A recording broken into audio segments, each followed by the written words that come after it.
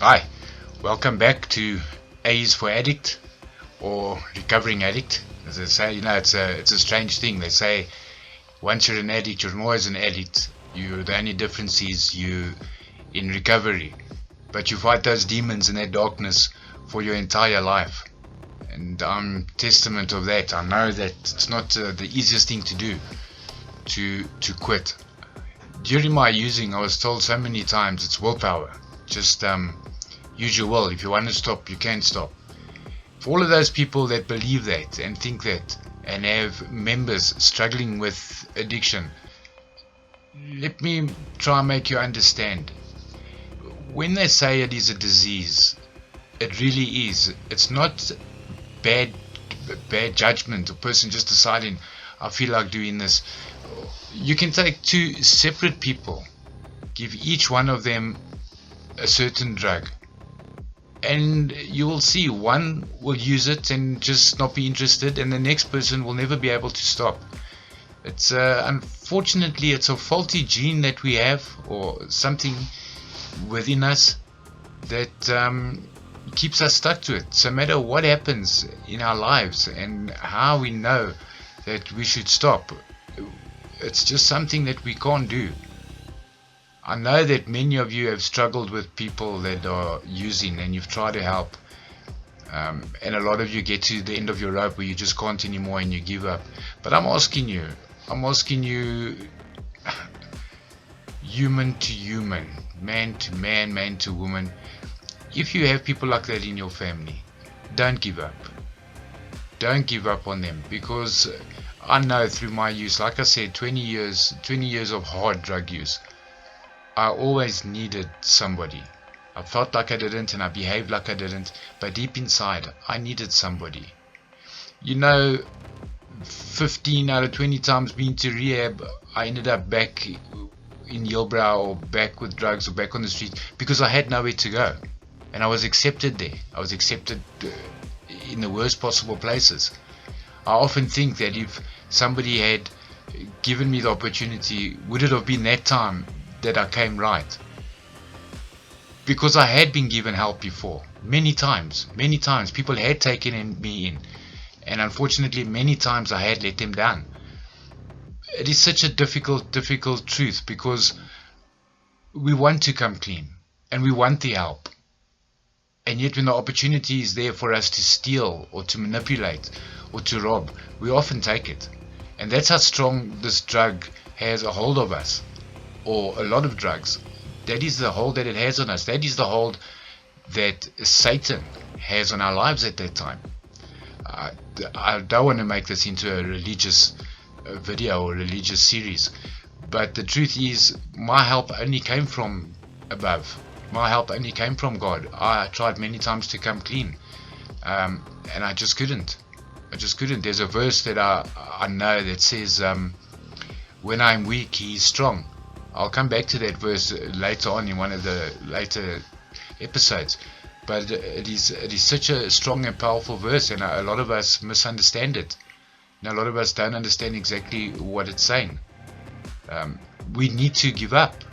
We need to give up, and we need to give in, and to say that I can't do this on my own. I won't be able to do this by myself. Our drug use and our manipulation starts putting this false identity in our minds that we can do anything, or more than that, that we can handle anything. So when it comes to things being bad, we handle it, although we're handling it in a state of mind that is not actually us. We think we're handling it, we think we're doing it, we think we're surviving, but we're not. We're not surviving, we're barely surviving. I've seen pictures of myself after years of drug use and then coming clean, where I couldn't believe what I looked like. I couldn't believe that people would let me approach them on the street or in the shops and actually talk to me, because I looked terrifying. I looked terrifying from the amount I had been using. And yet I thought putting on new clothes, I'd go steal some new clothes, put on new clothes, dress up all neat and tidy, and go and try and make money, thinking that I look alright. But let me tell you, it's so true what they say. The eyes are the windows to a person's soul. The eyes are the windows to a person's soul. And with all that dress wear, all dressed up, kitted out, looking all good, a person can see straight away that, hey, something is up with this guy. Something's not right with him. And we don't see that other people see us that way. We don't. We think we're normal. We think we're doing just fine. But we're not. And let me tell you, to get out of that state, we need you. We need our families, we need our friends. We need their strength, the same way we need God's strength.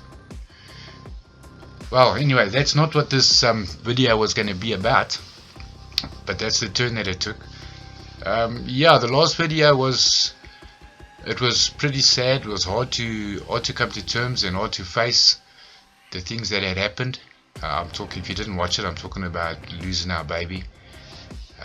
My wife had a stillborn. She was 9 months pregnant. You know, and I think it is. I think I need to sit here and I need to say I'm to blame. I am to blame. I should never have let things get that far. But again, the addiction had me. It had me, and I had no way out. But in this video, we're going to go through from about 1998, end of 98, where the last one took us to the beginning of 2000. Right at the beginning of 2000, I'll give you a little bit of insight about that. It's a move we made. Again, obviously throughout this video, please realize I might not be said, but there's visits to rehab in and out. There's visits to Johannesburg Hospital. At that time, Johannesburg Hospital would accept you for 7 days if you were a drug addict. You could go in for 7 days detox. I know that they no longer do that, which is also quite sad for a lot of people out there. Look, we used it as a break. You know, we used it over Christmas and New Year because living in Hillbrow, you couldn't be there over that time. So we'd go book ourselves in, and then just after New Year's Day, we book out and go back to Hillbrow and carry on our pathetic lives. But yeah, so Susan lost a baby. It was traumatizing for all of us, you know. When we got home, things really weren't the same. Things really weren't the same. We were in a lot of pain and hurt, but it didn't stop us from using. We continued to use. Now it was an excuse. Now it was, we lost a baby. To hell with everything. Let's just use, which is a lie in itself. We all know that. And we continued using.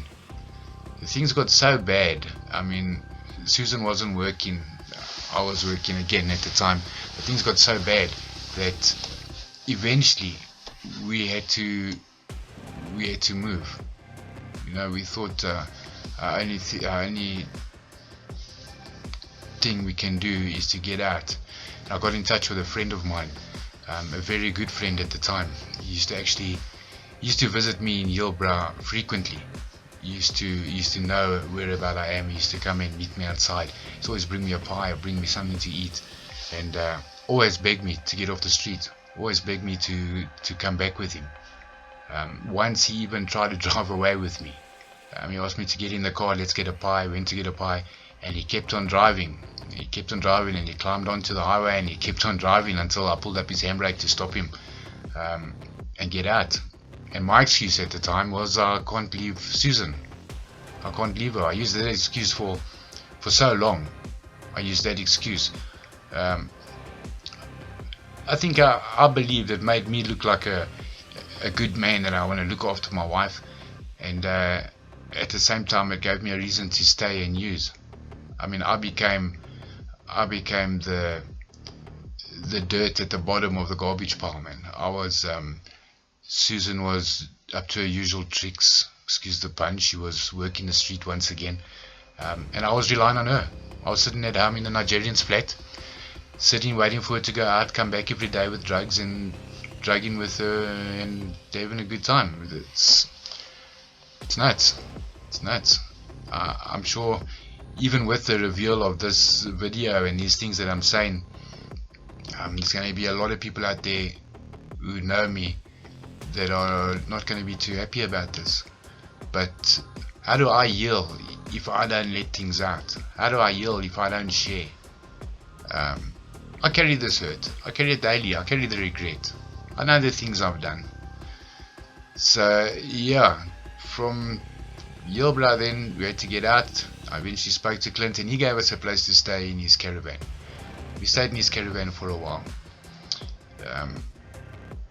Absolutely also, what a horrible place to stay. As nice as it was of him to help, you must know, husband and wife living in a caravan parked outside a block of flats. It's no bathrooms or anything. We always have to go knock and ask. So it is. It's it's enough to break a person down. But again, you don't feel that type of worry. It doesn't worry you, and it doesn't bother you at all.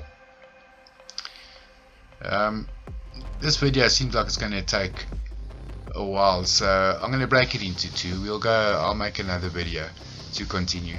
For now, I more than anything want people to understand how much help drug users need. There's very few that don't want to come right. You can see if you're driving, you can see on the road the young guys standing begging for money, begging for food. You can see them. 99% of them are using. But a lot of them, given the chance, given some work or something to do, they could pull through. They could come right. Things could be better for them. I said I'm going to skip forward now right to the end of my story just quickly and say that I said the last time I was in rehab, I said I will never leave unless I've got a job. And that was my honest intention. I would have stayed in that rehab. I would still be there today. I became the admissions manager of the rehab I was in, the last one. So I was quite comfortable just living there. And so I would never have left. I wouldn't have gone. If I didn't have work, I wouldn't have gone. And I'm sure a lot of guys feel that way. They just give them the opportunity. Yeah, keep a watchful eye on them, and obviously don't give them a job with money or give them money to go get something. Don't do that, and don't give them a job where they're on the road and they're traveling here and traveling there. Ex-addict needs to be under a watchful eye if he wants to work, and that unfortunately is the truth, because we can't be trusted. We can't. In those first couple of weeks, we can't be trusted. Even if you spend a year, 2 years in a rehab and stay clean and you come out, you are not to be trusted, because life outside of rehab is completely different.